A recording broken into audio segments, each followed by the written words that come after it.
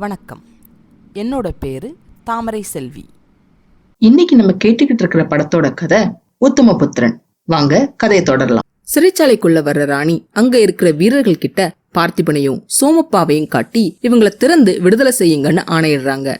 ஆனாலும் அந்த வீரர்கள் அசையாம அப்படியே நிக்க, என்ன பாக்குறீங்க, சீக்கிரம் விடுதலை செய்யுங்கன்னு அவங்க திரும்ப அதட்ட, அந்த வீரர்கள்ல ஒருத்தன் முன்னாடி வந்து, மகாராணி, யாரையும் விடுதலை செய்யக்கூடாதுன்னு தளபதி நாகநாதனோட கட்டளைன்னு சொன்னதை கேட்டதும் ராணிக்கு கோபம் ஏகிறது. கட்டளையிடுறதுக்கு யார் அந்த நாகநாதன்? நான் கட்டளையிடுறேன், திறந்து விடுங்க கதவுன்னு ராணி ஆணையிடுறாங்க. ராணியே திறந்து விட சொல்லும் போது என்ன செய்ய முடியும்? அதனால அந்த வீரர்கள் சிறைக்கதவை திறந்து விடுறாங்க. ஆனா அதே சமயம் அந்த வீரர்கள்ல ஒருத்தன் இந்த விவரத்தை நாகநாதன் கிட்ட சொல்ல ஆள் அனுப்புறான். அம்மாவும் பையனும் சிறைச்சாலையில சந்திக்கிறாங்க. மகனேன்னு ராணி கூப்பிட, தாயேன்னு பார்த்திபன் கூப்பிடுறார். ரெண்டு பேரும் கட்டிப்பிடிச்சு அழுகிறாங்க. வீரன் அனுப்புன ஆள் இந்த விவரத்தை நாகநாதன் கிட்டையும் விக்ரமன் கிட்டையும் சொல்ல, உடனே விக்ரமனும் நாகநாதனும் அவசரமா சிறைச்சாலைக்கு கிளம்புறாங்க. ராணி சோமப்பா கிட்ட, சோமு, என்னோட மகனை நீ காப்பாத்தி கண்ணும் கருத்துமா வளர்த்ததுக்கு நான் உனக்கு ரொம்பவே கடமைப்பட்டு இருக்கேன்னு சொல்ல, அம்மா, அது இந்த நாட்டுக்கு நான் செய்ய வேண்டிய சேவை அம்மான்னு ரொம்ப பெருந்தன்மையா சொல்றார் சோமப்பா. அம்மா, உங்களை பார்த்ததுல என்னோட மனசுல இருந்த சஞ்சலம் எல்லாமே தீர்ந்துடுச்சு. இனிமே பாரம் இறங்கின மனசோட என்ன சிறையில போட்டாலும் சரி, சித்திரவதை செஞ்சாலும் சரி, எனக்கு வருத்தம் இல்ல.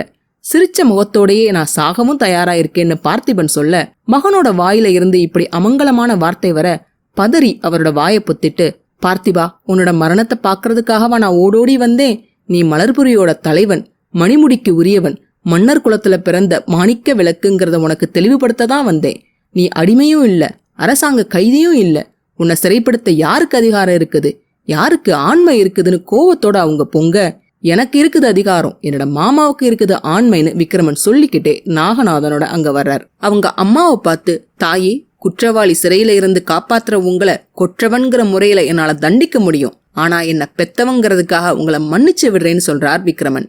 அம்மாவை பார்த்து அப்படி மரியாதை இல்லாம விக்ரமன் பேசுறத கேட்டதும் கோவத்தோட விக்ரமான்னு பார்த்திபன் அதட்டுறார். ஒரு நாடோடி நாடாளும் மன்னனான தன்னை பேர் சொல்லி கூப்பிடுறதான்னு விக்ரமனுக்கு ரத்தம் கொதிக்க, எரியிற நெருப்புல என்ன ஊத்துற மாதிரி சிறைப்படுத்தப்பட்ட சதிகாரன் உன்னை பேர் சொல்லி கூப்பிடுறதான்னு நாகநாதன் ஏத்தி விட, கொடுமைன்னு கோபத்துல கத்துற விக்ரமனுக்கு கோபம் விஷம் போல தலைக்கேறுது. ஆமா, கொடுமைதான். அரசனாயிருந்தும் ஒரு அற்பனால நீ ஆட்டுவிக்கப்படுறதும் கொடுமைதான். உன்னோட அதிகாரமும் ஆட்சியும் இந்த சதிகாரனால பறிக்கப்பட்டு நீ சீரழிஞ்சு சிறப்பழிஞ்சு நிக்கிறதும் ஒரு கொடுமைதான்னு நாகநாதனை பத்திய உண்மைய தன்னோட தம்பிக்கு உணர்த்துற மாதிரி பார்த்திபன் சொல்றார். அதை கேட்ட விக்ரமன் நாகநாதனை பார்த்து, மாமா, இவன் சொல்றது எல்லாம் உண்மையான நாகநாதன் கிட்டேயே கேட்க, அதுக்கு நாகநாதன் அவன் வளர்றான்னு சொல்ல, உடனே விக்ரமன், அப்படின்னா அவனோட நாக்க துண்டிச்சிட வேண்டியதுதானே அப்படின்னு விக்ரமன் யோசனை சொல்றார். அதை கேட்ட ராணி அதிர்ச்சியோட, விக்ரமா, இவன் யாருன்னு உனக்கு தெரிஞ்சா நீ இப்படின்னு ஆரம்பிக்க, அவங்கள பேச விடாம நாகநாதன், யாரா இருந்தா நமக்கென்ன, மன்னன மாதிரி இருக்கிற உருவத்தை வச்சு மணிமுடியை கவர்ந்திடலான்னு சூழ்ச்சி செஞ்ச சண்டாளனுக்கு நான் கொடுக்கற தண்டனை மரணம், இதை யாராலையும் மாத்த முடியாதுன்னு நாகநாதன் திடமா சொல்லிடுறார்.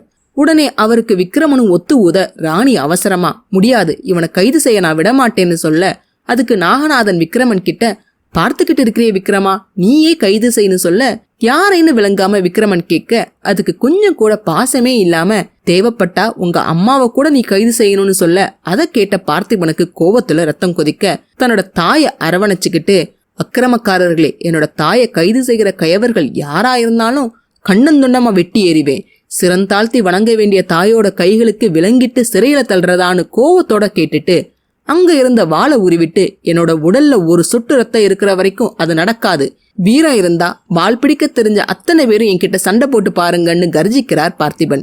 ஏற்கனவே பார்த்திபன்னா விக்ரமனுக்கு பாகக்கா மாதிரி. இப்படி தன் முன்னாலேயே பார்த்திபன் சண்டைக்கு அறைகுவ விக்ரமன் சும்மா இருப்பாரா? உடனே விக்ரமன் மாமா கிட்ட இருந்த வாளை உருவி சண்டை போட ஆரம்பிக்கிறார். ரெண்டு பேருக்கும் சண்டை நடக்குது. ஊர் ரெண்டு பட்டா கூத்தாடிக்கு மட்டும்தானே கொண்டாட்டம். சண்டை போடுறது ரெண்டு பேருமே தன்னோட மகன்களா இருக்கும் போது ராணிக்கு யார் ஜெயித்தாலும் தோத்தாலும் வருத்தம் தானே. அவங்க எவ்வளவோ சொல்லியும் விக்ரமன் கேட்கிற மாதிரியே இல்ல. உடனே, இவன் யாரு தெரியுமா, உன்னோட சகோதரன், உன்னோட கூட பிறந்தவன்னு ராணி சொல்ல, அதை கேட்ட விக்ரமனுக்கு பயங்கர அதிர்ச்சி.